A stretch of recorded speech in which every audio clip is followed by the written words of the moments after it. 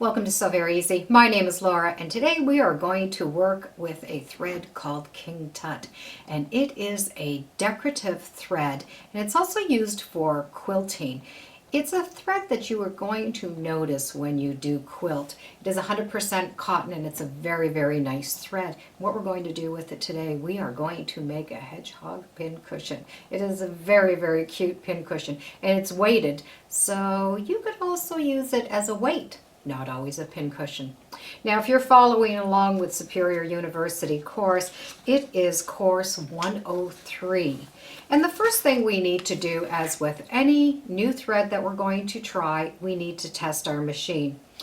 And what we're going to do is we are going to start with a number 0 and we are going to change the tension all the way down. Now, when you do this, make sure that you are using the foot that you're going to use, the bobbin thread, and the top thread. And in this case, I'm going to be using a decorative stitch, so I am going to use that decorative stitch. So once you have your machine done, and you can tell by looking at the back what the proper tension is, give it a test, make sure it's all set to go, and then you know that that's going to be good. Also, this is a great reference to hold on to, so if you ever use that thread again. Now, to make this hedgehog pincushion, you're going to need a couple of things. Thread and some little felt that's going to be for the ears, some decorative thread, and some sand. So what we need to do is make this little pincushion. And we are going to start with a long piece of fabric. And this fabric is 1 3/4 by 9 inch. So what we are going to do is we are going to fold it wrong sides together. You're not going to turn this inside out. It's really not needed.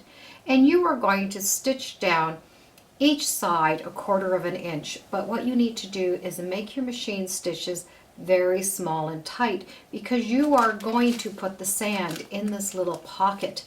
And if you use big stitches, the sand is going to come out. Once you've stitched the edges, put the little fill inside the bag, but leave about 2.5 inches open, because what you're going to do is you're going to fold once and you're going to fold again, and then you're going to stitch along here, and that way none of the sand falls out. Now we're going to put the little sandbag away because we are going to work on the pincushion. So now we need to make the pincushion and the body of the hedgehog. The pattern is one piece, but you need to cut 2, and you need to cut them in reverse. Now what I have done is I have drawn a lot larger than what you would need to cut out, because you need to do some decorative stitching along his body on both sides. And it's easier if you have the fabric full like this for you to do the decorative stitching. And then afterwards you can press it and cut it out exactly the way it's going to work. So now that I know what my tension is going to be on my machine, I am going to be able to just do my decorative stitches on his body. Now that I have the decorative stitching done, I am going to mark the line and stitch the line of his little head. I'm also going to mark the eye and the ear placement. It's best to do it now because it will be a lot easier than when it's done. Now, in order to mark these lines, just put a little slit in this one and put a little hole in that way. So when you put them on, you're able just to mark them right through the holes. So now that I have all the decorative stitching done, I know that I can place my pattern on and I can pin it and cut it out. And I'm going to do it both for the one side and the other side. The next thing we need to do is cut out one base piece. Now we start to sew the body together. What you're going to do is put right sides together. You will sew 1/4 inch seam allowance. Starting at the nose, go up the body and around to the end and stop here. And you will leave this open because that's where the base gets sewn in. And if you do use small stitches, it will be a lot easier to turn that corner and make it easier to control the machine. So we've stitched all the way around. Now this little part here, if you just put some little snips with your scissors, do not cut the thread, just go to the thread line it will make a nice little area to turn. So now that the edge has been done, we need to sew on this base. And the point is going to go at one seam, and the point is going to go at another seam. And again, put the right sides together and do a 1/4 inch all the way around. And if you use small stitches and slow your machine down, you'll be able to go all the way around.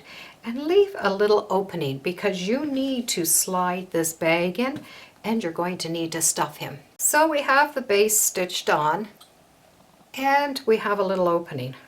Now we can just turn him right sides out. So we have them all turned out. Now at this point I would recommend sewing his eyes and his ears on and even giving him a little nose because it will be a lot easier to handle now than when you have it stuffed. And let me show you how to do a French knot. Take one strand of thread and tie a knot in one end.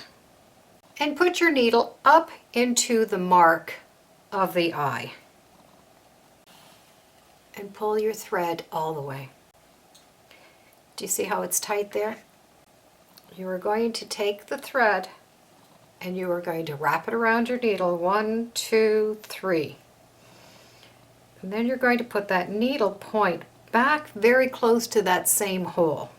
You can pull the thread so it's nice and tight. And then as you pull that in, it's going to make a knot.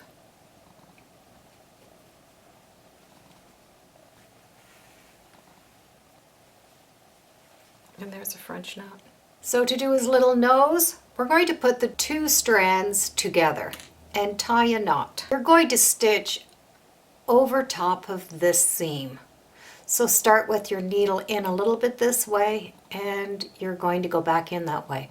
Come up just to where the needle was through, just up a little bit and then go back. So you're going to be stitching around like this until you fill in a little square. So there we've stitched 1, 2, 3, and 4 little lines. So now we need to sew his ears on. So I have brown thread and I'm just going to come up through the mark that I've made for his ears. You have the thread that's come out. Fold your ear in half and just stitch up a little bit through that fold.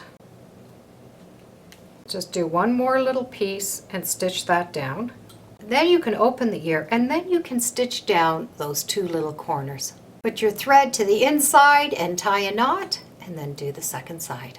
So there we have his 2 ears, his eyes, and his little nose. Now to get him stuffed. Stuff a good portion of his body here until it's nice and firm because the sand is going to go in the bottom. So you need to leave a little bit of room for the sand, but you do need to fill the body with some batting. Now I'm going to put in this little bean bag in the bottom and that's going to give him some weight.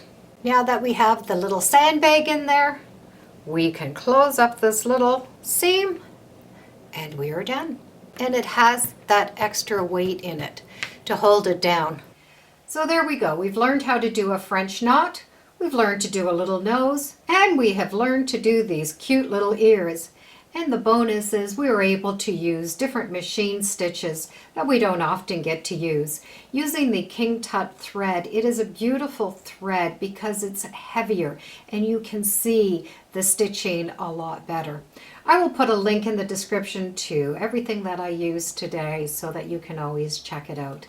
Thank you for joining me today on Sew Very Easy. Feel free to subscribe and as always, come on back and let's see what we're sewing next time in the sewing room. Bye for now.